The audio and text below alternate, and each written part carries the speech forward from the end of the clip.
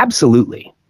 Here's the greatest, deepest, and most detailed summary of the full passage in the simplest, clearest language possible, just like a master teacher would explain to a beginner with zero background knowledge. Every part is explained step by step with full understanding. The greatest simple summary. The journey to India's own constitution, from idea to reality, 1934 to 1946. 1. What was the big goal? The ultimate dream was India should have its own constitution, written by Indians, not by the British. The constitution would be like a rule book for the country, explaining what kind of government India would have, what rights Indian people would enjoy, how laws would be made, and how the country would be run fairly and equally.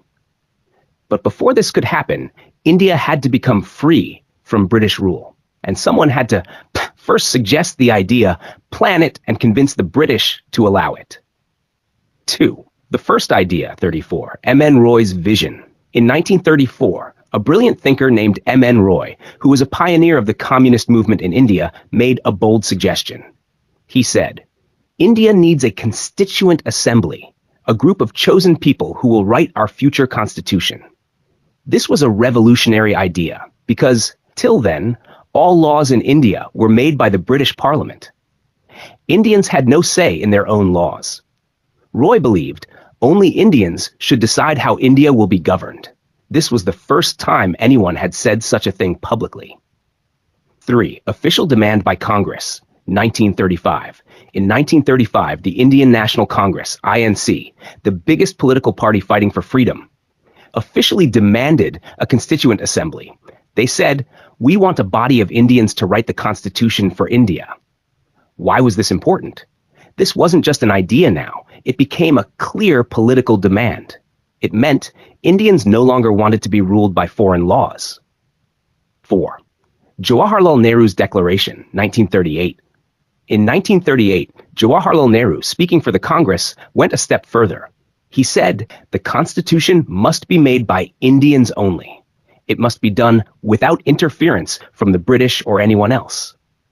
The Constituent Assembly should be elected by all Indian adults. This is called adult franchise.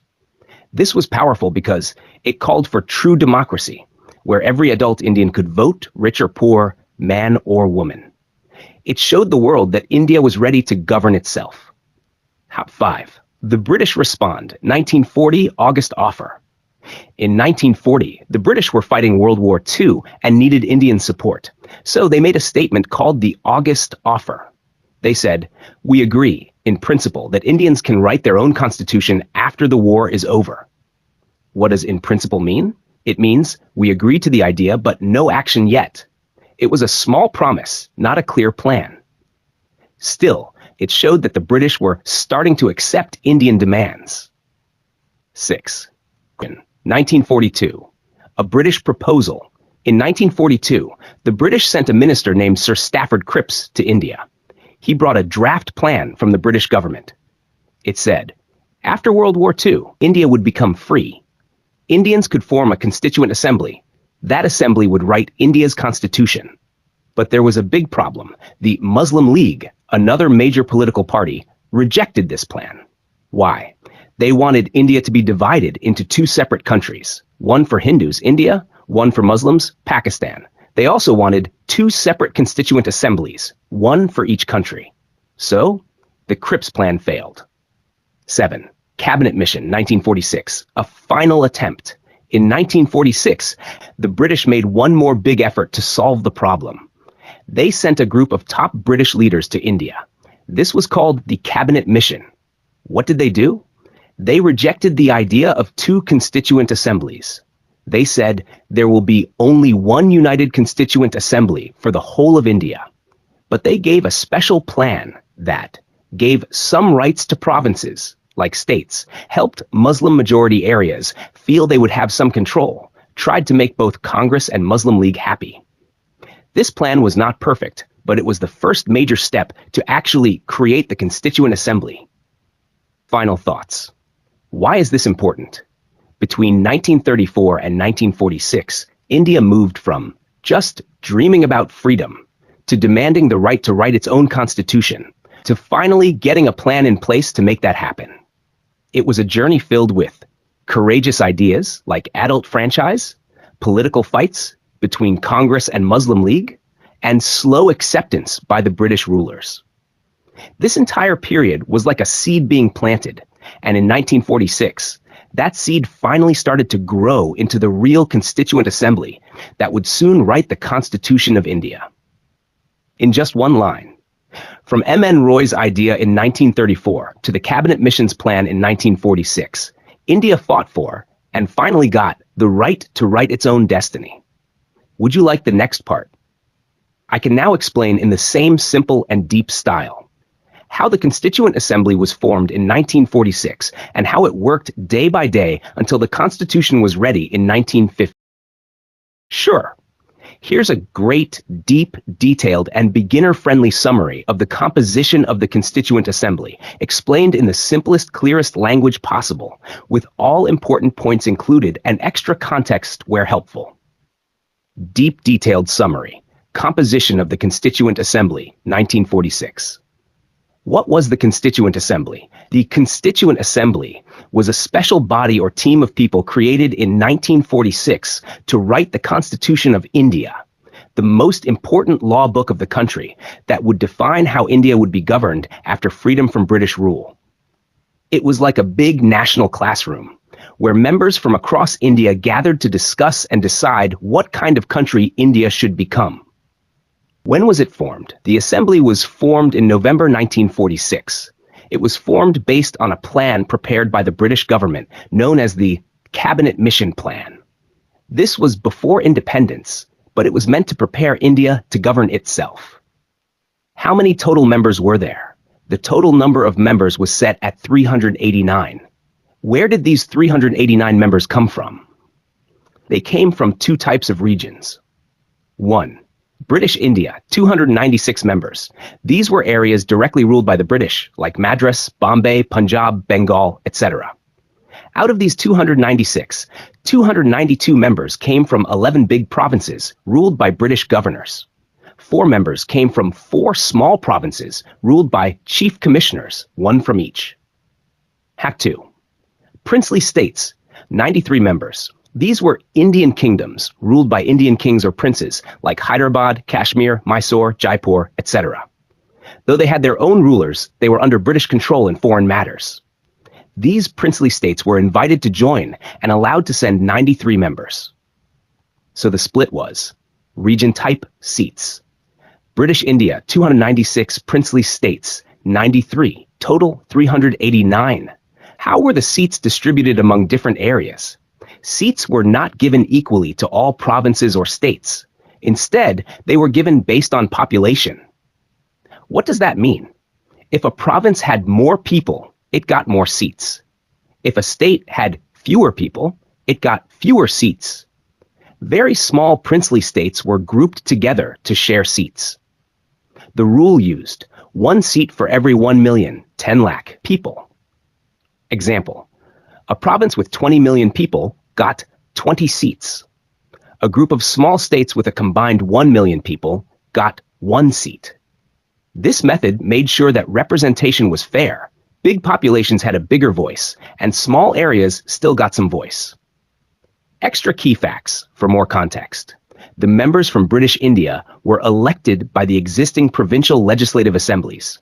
The members from princely states were not elected by people. They were nominated, chosen by the rulers, kings or nawabs of those states. Why was this important? This structure allowed people from all regions and all types of states, British ruled or princely, to take part in shaping India's future.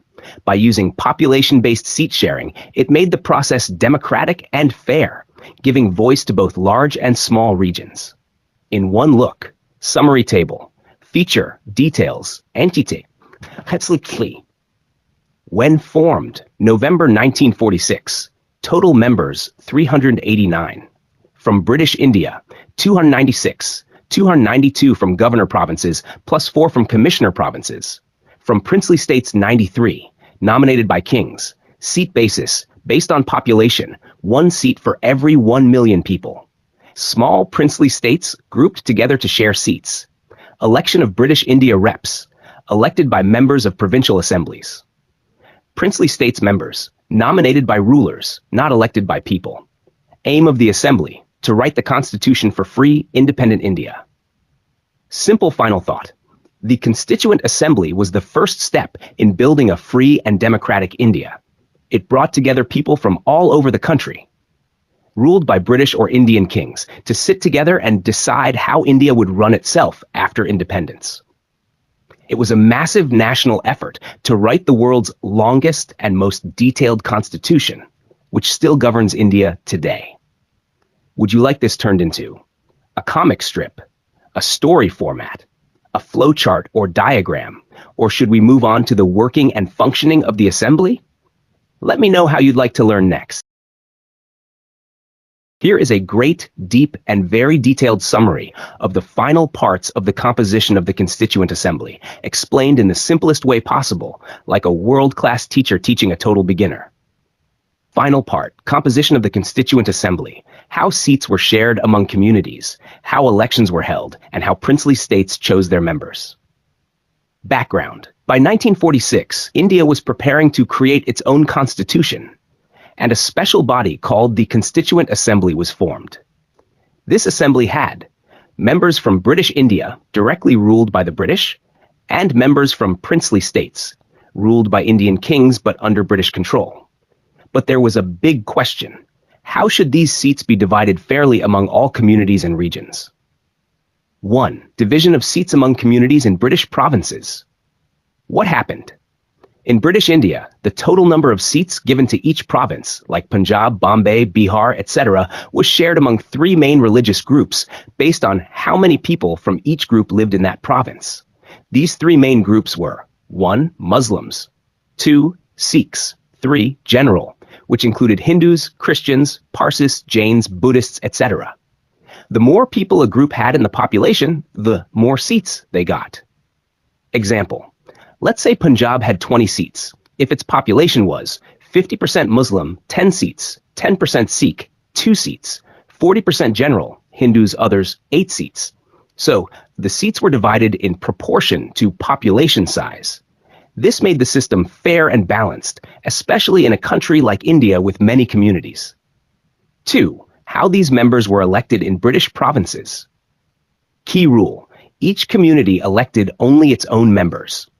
That means Muslim seats were elected by Muslim members of the provincial assembly. Sikh seats were elected by Sikh members. General seats were elected by general category members like Hindus and Christians. What kind of voting was used? A special and fair voting system was used called proportional representation by means of single transferable vote. Let's break that down. What is proportional representation, PR?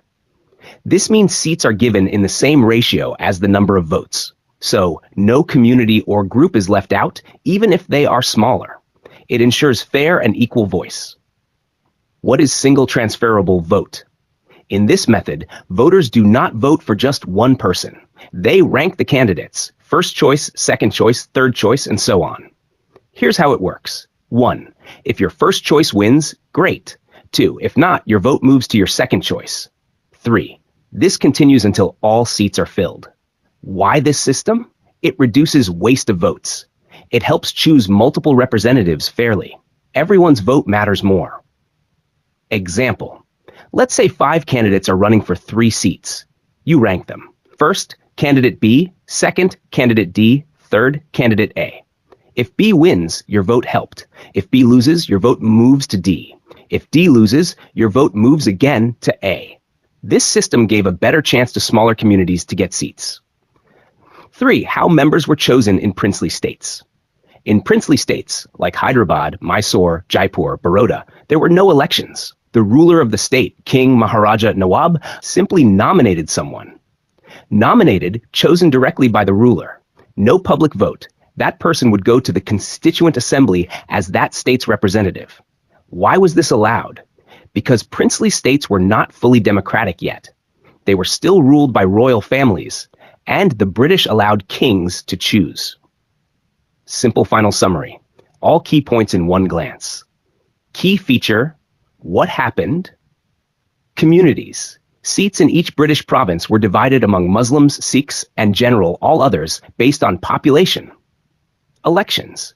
Each community voted only for their own candidates in their provincial assembly.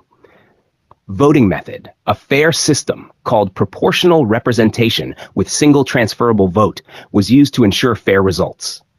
Princely states, their rulers directly nominated the members. No voting took place there. Why this was important? It made the system fair for all religious groups.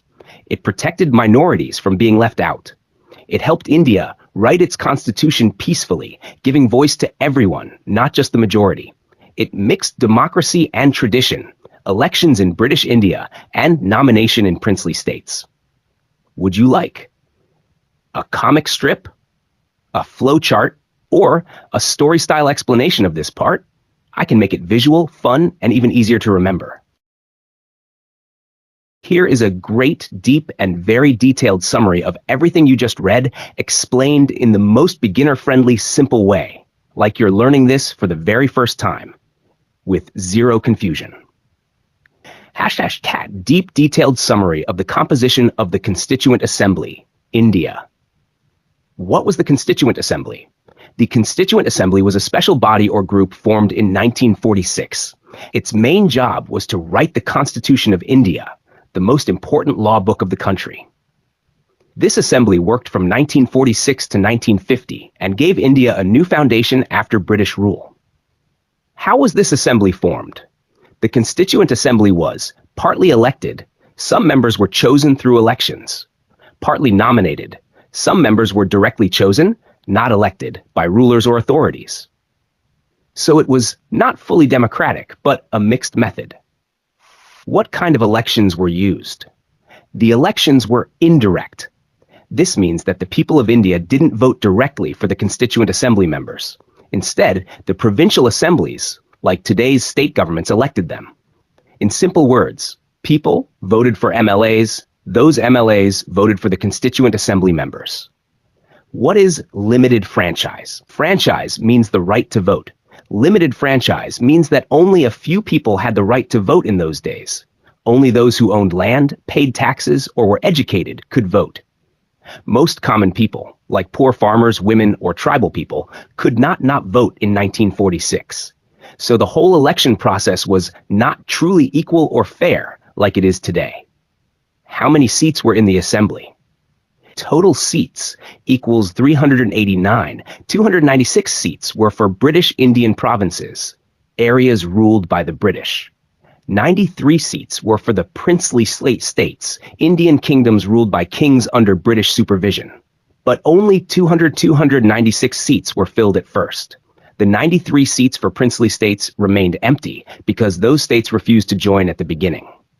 When were the elections held? Elections to fill the 296 seats were held in July-August 1946. This was before India's independence in 1947. Who won the elections? Party group, seats 1, Indian National Congress, 208, Muslim League 3, others and independents, 15. Congress, the largest party, supported a united India. Muslim League wanted a separate country for Muslims, Pakistan, so they didn't fully join the assembly. Others, small parties, communists, socialists, and independents. What happened with the princely states? The princely states were given 93 seats, but in 1946, their rulers refused to participate. So those 93 seats were left vacant. Later, after independence, many princely states joined, but not at the start. Was this assembly truly democratic? No, not fully. Here's why. People didn't vote directly. It was indirect. Only a few people could vote, limited franchise. Some members were nominated, not elected. Some groups, like the princely states, did not join at first. But at the same time, it was also very representative, because who were included in the assembly? The assembly included people from all sections of Indian society. Religions: Hindus, Muslims, Sikhs, Parsis, Indian Christians, Anglo-Indians. Castes and communities: scheduled castes, SCs, scheduled tribes, STs, other backward and forward castes. Women from all communities were included too. So the assembly was diverse, inclusive, and tried to represent all voices of India. Were important leaders part of it? Yes, almost all top Indian leaders were part of it. Dr. B.R. Ambedkar, father of the Indian Constitution, Jawaharlal Nehru, later became India's first Prime Minister. Sardar Vallabhbhai Patel united India's princely states. Dr. Rajendra Prasad became the first President of India. Maulana Azad, Sarojini Naidu, Hansa Mehta, and many more. But one major leader was missing. Mahatma Gandhi was not a part of the Constituent Assembly. He chose to stay away from formal politics. He wanted to serve the people directly and stay outside lawmaking. Final summary.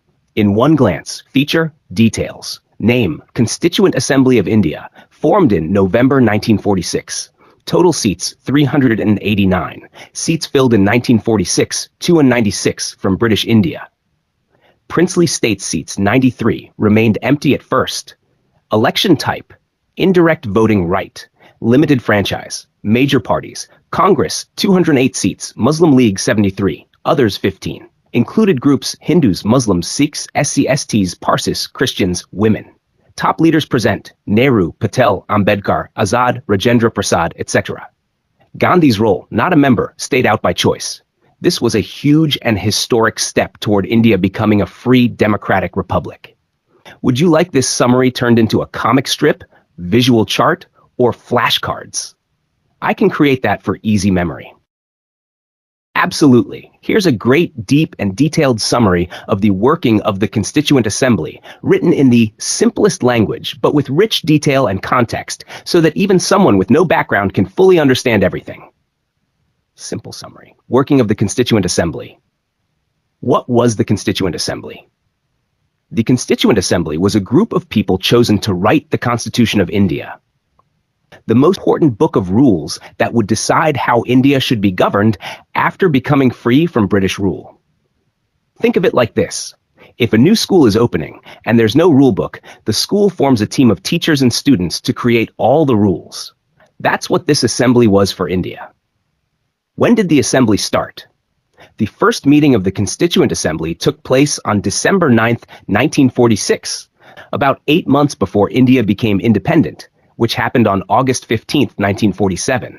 So this assembly began its work before freedom because the leaders knew India would soon be free and needed its own rule book, constitution, ready. Who came to the first meeting?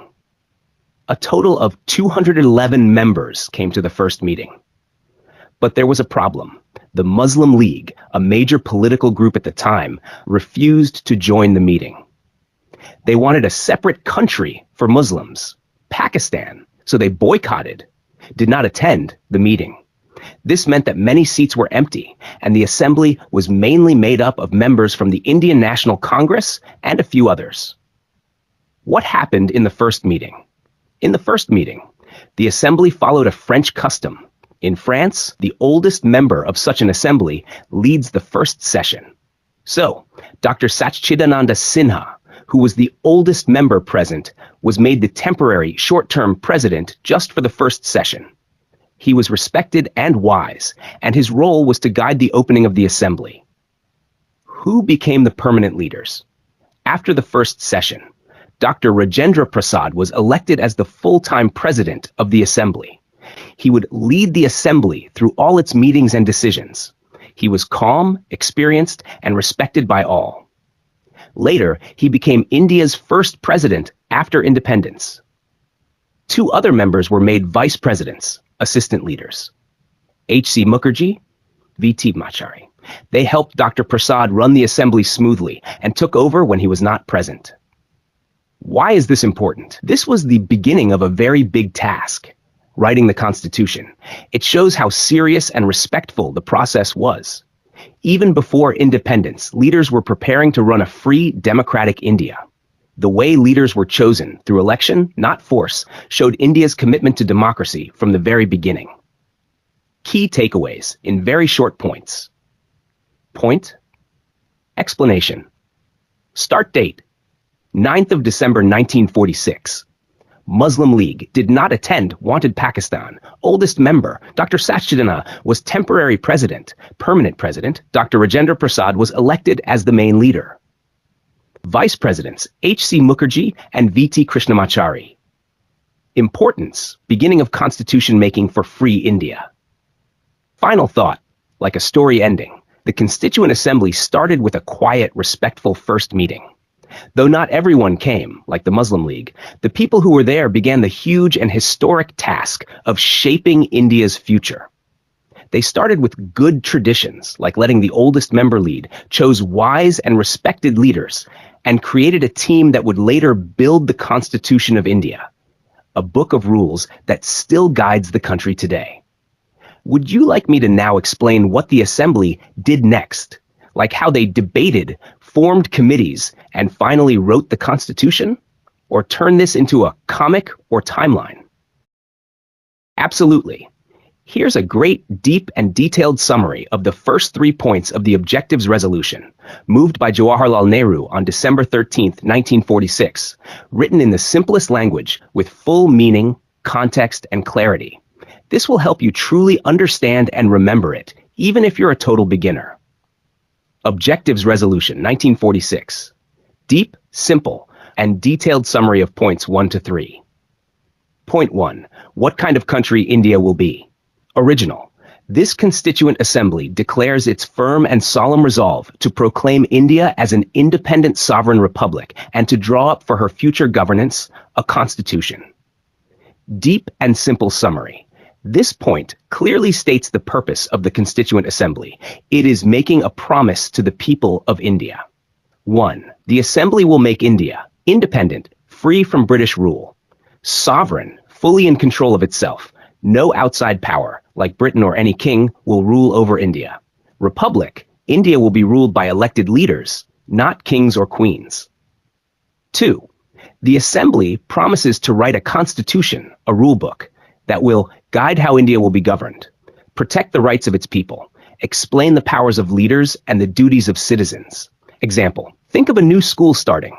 A team of teachers promises, we'll make sure the school is free to make its own rules. We won't let anyone from outside control us. We will choose our leaders through voting, not just pick someone because of their family name. We'll write all the school rules clearly so that everyone knows how the school will run. That's exactly what the Constituent Assembly promised for India. Point 2. Who will be included in India? Original. Wherein the territories that now comprise British India, the territories that now form the Indian states, and such other parts of India as are outside India, and the states, as well as other territories as are willing to be constituted into the independent sovereign India, shall be a union of them all. Deep and simple summary. This point talks about the geography, the physical land and areas that will come together to form India. It says, 1. India will be formed by joining. The areas ruled directly by the British India. The areas ruled by Indian princes, but under British influence, princely states. Other Indian parts not under British or princely rule, like French or Portuguese areas, e.g. Pondicherry, Goa.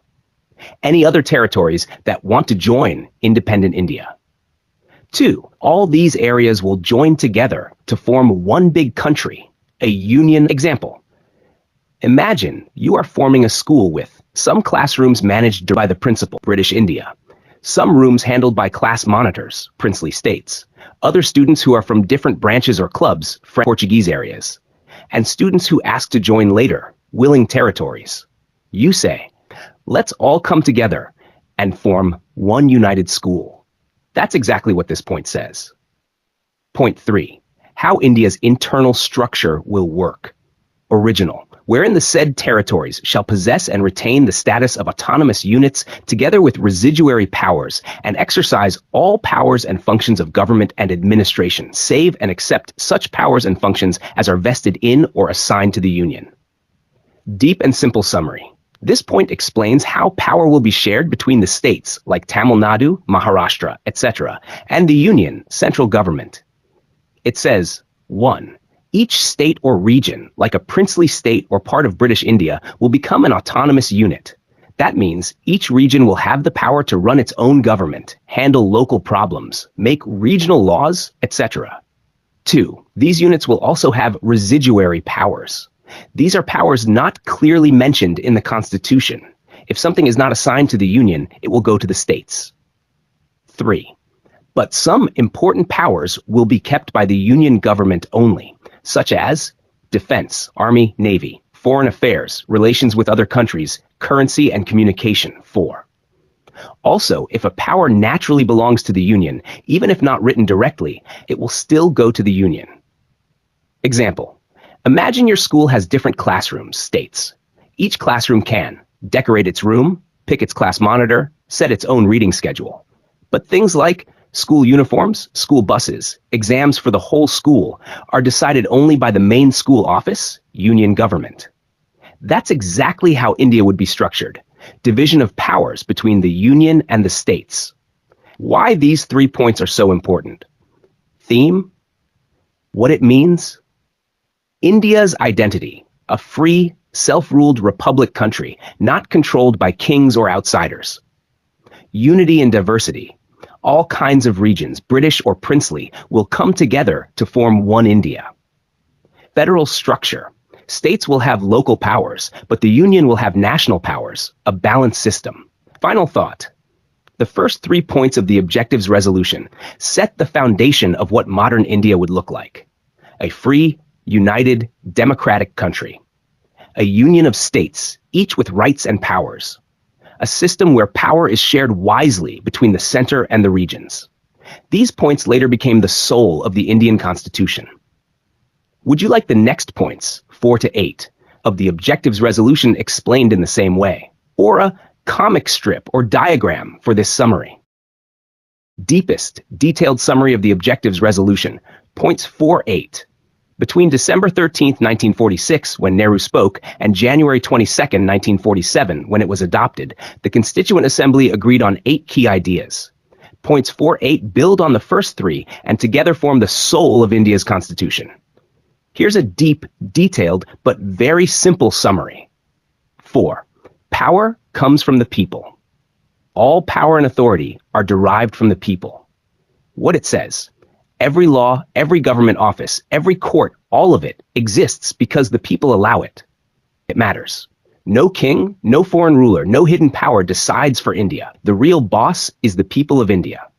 Simple picture. Imagine a classroom where the students vote on their monitor and class rules. That monitor's power comes from the students' choice. In India, leaders must earn their power by the people's vote. Number 5. Justice, equality, and freedom for all.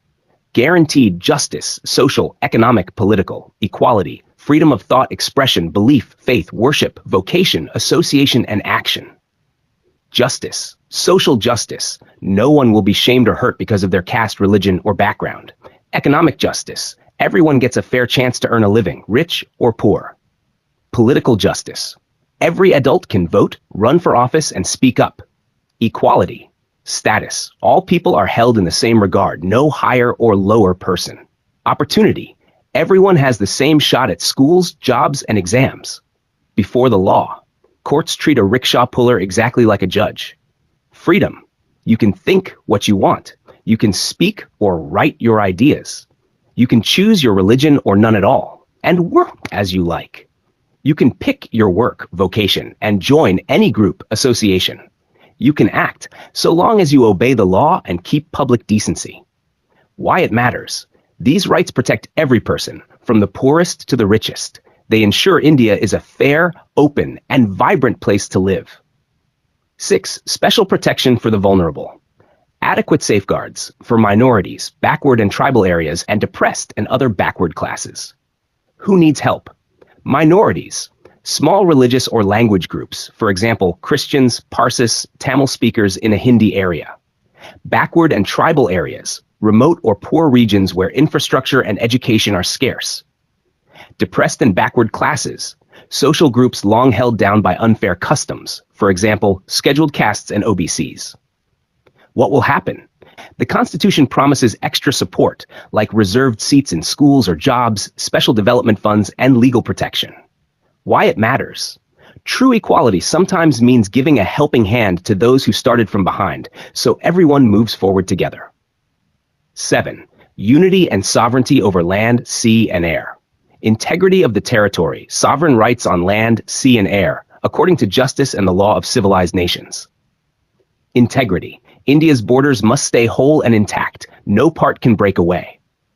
Sovereign rights. India fully controls its land, soil, forests, mountains, its waters, coastal seas, rivers, its airspace, the sky above. Rule of law. India will defend its space, but will do so fairly, following international norms. Why it matters. Every country needs to protect its territory. But doing so with justice and respect for global rules helps India earn respect worldwide. India's place in the world. This ancient land attains its rightful and honored place and makes its full and willing contribution to world peace and the welfare of mankind. Ancient land.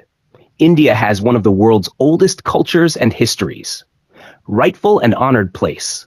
After centuries under foreign rule, India will stand tall as an equal among nations. Full and willing contribution.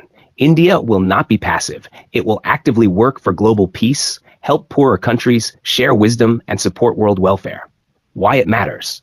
India promises not only to look after its own people, but to be a force for good in the world, promoting harmony and helping humanity. How it all fits together. 1. Power comes from you and me, the people. 2. Every person gets fair treatment, equal chances, and freedoms. 3. Special steps help those left behind. 4. India stays united, protecting its land, seas, and skies. 5. India steps forward as a respected nation, working for peace and human welfare everywhere. These 8 points, adopted without a single no on January 22, 1947, became the heart of the Indian Constitution's preamble, guiding the world's largest democracy from its very first day. Here is a great, deep, and detailed summary of the first major change brought by the Indian Independence Act of 1947 to the Constituent Assembly, in the simplest words, with full clarity. Title: First major change brought by the Indian Independence Act, 1947. Summary in simple words. What happened before the act? The Constituent Assembly, which was formed in 1946, had started writing the Constitution of India. But it was still working under the shadow of British power. The Assembly couldn't do everything freely. It had limits. It was not yet a fully independent lawmaking body. What changed after the Act? When the Indian Independence Act was passed by the British Parliament in July 1947, everything changed. The first big change it made was this. 1. The Constituent Assembly became a fully sovereign body, meaning the Assembly now became completely free, independent, and supreme. No outside power, not even Britain, could tell it what to do. It had the full authority to make any decision regarding India's future. 2. The Assembly could now frame any constitution it pleased, meaning it could write any kind of constitution it wanted, short or long, simple or detailed, new or revised. There were no restrictions. The Assembly didn't need permission or approval from Britain anymore. It could choose any form of government, rights, laws, completely on its own. 3. The Assembly could abrogate or alter any British law, meaning the Assembly now had the power to abrogate, cancel any British law that was made earlier for India, alter, change any British rule or act that it didn't agree with. It could now throw out old rules and make new laws for independent India. Simple example. Imagine before this act, India's assembly was like a child under British rule. It could speak, but had to ask for permission to do anything big. After this act, the child, India, became an adult, now free to make its own decisions and write its own rules. Why this was a big deal? This change gave the Indian people, through their assembly, full control over their country's future. It ended British interference. It marked the beginning of true independence, not just in name, but in power. It allowed India to finally create a constitution that was truly Indian, based on Indian ideas and needs. Final summary table. Change what it means, in simple words. 1. Sovereign assembly. The assembly became completely free to act on its own. 2. Freedom to frame constitution. It could write any kind of constitution for India without asking Britain. 3. power to cancel, change British laws. It could end or edit old British laws that no longer suited India. This first change turned the Constituent Assembly from a British-guided body into a fully Indian, fully independent lawmaking power, laying the foundation for the India we live in today. Would you like the second and third changes explained next in the same deep and simple way? Or shall I turn this summary into a comic strip or diagram for easier memory?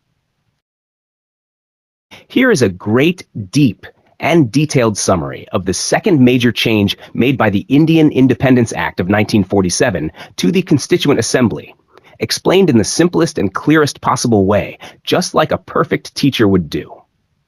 Second major change. The Constituent Assembly became a legislative body too. 1.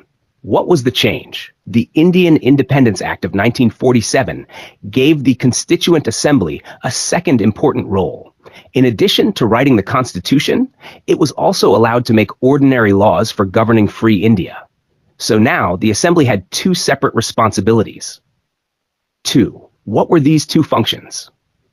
Function 1. Writing the Constitution, creating the permanent rule book of India. This included deciding the government system, rights of people, duties, elections, structure of courts, etc. 2. Making ordinary laws, passing regular laws to help run the country every day, like laws on police, schools, farming, banking, taxes, and transport. 3. Were these two jobs done together? No. These two functions were done on different days. On some days, the Assembly met as the constitution-making body, called the Constituent Assembly. On other days, it met as a parliament to make laws, called the Legislative Assembly or Dominion Legislature. This kept things organized and focused. 4. Who led the Assembly during each role? Role, leader. When writing the Constitution, the Assembly was chaired by Dr. Rajendra Prasad, the President of the Assembly, later became India's first president. When making ordinary laws, the Assembly was chaired by G.V. Mavlankar, who later became the first Speaker of the Lok Sabha in 1952. 5. Until when did this dual role continue? This two-in-one system continued until 26th of November 1949, the day the Constitution of India was completed and officially adopted. So for more than 2 years, from 1947 to 1949, the same Assembly built the Constitution, acted as the first Parliament of India. 6. Why is this important? This change made the Assembly more powerful and practical. India needed to govern itself immediately after independence in 1947. It couldn't wait for the Constitution to be ready in 1950. So the Assembly started acting like a temporary parliament to keep the country running smoothly. This helped India transition from British rule to full self-rule step by step. It also gave early experience to Indian leaders in lawmaking, which helped after 1950 when full democracy began. 7. Easy real-life example to remember. Imagine a school student is also the class captain. On some days, they write the class rules, like a constitution. On other days, they help the teacher make decisions, like a parliament. Just like that, the Constituent Assembly had two jobs: build the rule book, constitution, run the country in the meantime, parliament. 8. Final deep summary chart. Element details. Second change, the Assembly also became the legislative body of free India. Work schedule, did constitution making on some days and lawmaking on other days. Constitution chairperson, lawmaking chairperson. Duration, continued until 26th of November 1949, when Constitution was finished. Importance, helped India run itself while still writing the Constitution. Would you like me to turn this into a comic strip, flowchart, or timeline for easy revision? Or shall I now explain the third and final change made by the Indian Independence Act in the same deeply simple way? Here is a great, very simple, detailed summary of what happened to the Constituent Assembly's membership at partition of India in 1947, explained like teaching a total beginner. Summary. Membership changes in the Constituent Assembly after partition. 1. What is the Constituent Assembly? It was a large group of leaders who came together in 1946 to write a new constitution for free India. The assembly was meant for all of India, British provinces and princely states. It originally had 389 members. 2. What changed after partition in 1947? In August 1947, India was divided into India and Pakistan. This caused big changes in the assembly. 3. Muslim League members from Pakistan left the assembly. The Muslim League was a political party that demanded a separate country for Muslims, Pakistan. After Pakistan was created, its leaders left the Indian Constituent Assembly. These members had come from areas like Punjab, Sindh, East Bengal, etc., which were now part of Pakistan. 4. Total number of assembly members decreased. Category: before partition, after partition. Total members: 389, 290 provinces, 296, 229. Princely states: 93, 70. So the total dropped from 389 to 289 to 299. The Indian Assembly now only included members from areas that remained in India. 5. Why did the numbers reduce? Because of partition, parts of Punjab, Bengal, and other provinces became part of Pakistan. The representatives from those areas left the assembly. Some princely states hadn't yet joined India or hadn't sent members. 6. Final count. As of December 31st, 1947. By the end of 1947, Delhi had 299 members. These included members from the 229 seats of Indian provinces, like Bombay, Madras, Bengal, Punjab, members from 70 princely states, like Mysore, Hyderabad, Baroda, etc. The full state-wise list is given in Table 2.4 in your textbook. 7. Why is this important? Shows how partition directly affected India's political structure. Even before the Constitution was written, the Assembly had to adjust and reorganize itself. The new Indian Constitution was now written by members from Indian areas only, without Pakistan's involvement. Simple example to understand. Let's say a classroom had 389 students, planning to write a school rulebook. Suddenly, a group of 90 students left to form a new school, Pakistan. Now only 299 students were left to write the rulebook for their own school, India. They updated their class list and continued the work. Final short recap. The Constituent Assembly was supposed to have 389 members. After partition, members from Pakistan left, so the assembly size reduced to 299. From British provinces, 229 members remained. From princely states, 70 members remained. This was the status on December 31st, 1947. Full details are in Table 2.4 of the chapter. Would you like this turned into a comic strip, timeline, or statewide map summary next? Here is a great, deeply detailed, and simplest possible summary of the topic. Detailed summary. Other important functions of the Indian Constituent Assembly, besides making the Constitution. The Constituent Assembly of India is famous for drafting the Constitution of India, but that's not the only thing it did. It also performed many other major national tasks that helped lay the foundation of independent India. Let's break this down in the most detailed and clear way possible. 1. Created India's constitution and passed normal laws. The Assembly had two jobs. 1. Write the Constitution, the main rulebook of India.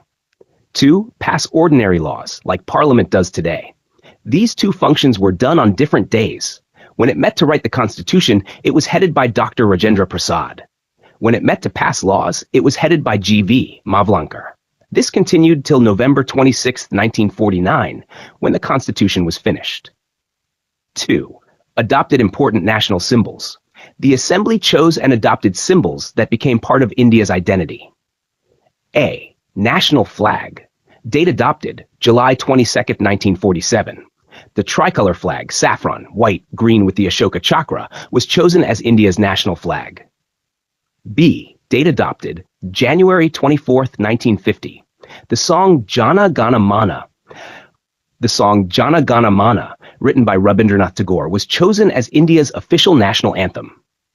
C. National Song. January 24th, 1950, the song Vande Mataram, written by Bankim Chandra Chatterjee, was adopted as India's national song. Why these matter? They helped unify the country and give it a clear identity and emotional bond after gaining independence. 3. Approved India's membership in the Commonwealth. Date, May 1949. The Assembly officially ratified, that India would stay in the British Commonwealth after independence. But unlike in the past, India would now be an independent and equal member, not ruled by Britain. What is the Commonwealth? A group of countries that were once under British rule but now are independent and choose to stay connected for cooperation and peace. Examples: UK, Canada, Australia, India. 4. Elected India's first president. Date, January 24th, 1950. The Assembly elected Dr. Rajendra Prasad as the first president of India. This was a historic step because until then, the British king or governor general was the head. Now India had its own head of state. 5. Hard work over almost 3 years. The Assembly met for 11 full sessions. Each session had many meetings. Time taken, 2 years, 11 months, and 18 days. Constitution makers studied the constitutions of about 60 countries, like USA, UK, Ireland, Australia, etc., to learn from their systems. They discussed the draft constitution, first version, for 114 days. This shows how seriously they worked to create a fair, strong system for India. Why this matters? They didn't copy-paste. They took good ideas, changed them to suit Indian society, and carefully debated everything. 6. Cost of constitution making. The total money spent on writing the constitution was 64 lakh, 6.4 million rupees. This included travel of members, staff salaries, printing documents, arrangements for sessions. Note, though it sounds small today, it was a big amount at that time, but for such a massive task, it was highly cost-effective. 7. Turned into provisional parliament after January 26, 1950. Even after the Constitution came into force on January 26, 1950, the Assembly did not dissolve immediately. Instead, it continued working as India's temporary parliament, called the Provisional Parliament. It functioned as parliament until the first general elections in 1951-52 and the first Lok Sabha was formed. This means the same members who made the Constitution also ran the country for the first few years until elections were held. Final deep summary table. Function. Date. Description. Adopted national flag. July 22, 1947. Chose the tricolor, saffron white green with Ashoka chakra. Joined Commonwealth, May 1949. India became a free and equal member of the Commonwealth Group. Adopted national anthem, Jan 24, 1950. Jana Gana Mana by Tagore, officially accepted. Adopted national song, Jan 24, 1950. Vande Mataram by Bankim Chandra accepted. Elected first president, Jan 24, 1950. Dr. Rajendra Prasad became India's first president. Met in 11 sessions, 1946 to 1950. 2 years, 11 months, 18 days of meetings. Studied 60 constitutions, 1946 to 1950. Took global ideas, modified them for India. 64 lakhs spent, 1946-1950. Total cost of constitution making. Became provisional parliament. Jan 26, 1950 to 1952, acted as India's parliament until elections. Final words. The Constituent Assembly was more than a constitution-making body. Build the new India, step by step. It gave the nation its rules, its identity, flag, anthem, song, its first leaders like the president, and it governed the country until the people voted in the first elections. It truly laid the foundation of modern India. Would you now like a comic strip version of this? A timeline poster? Or quiz flashcards to help remember?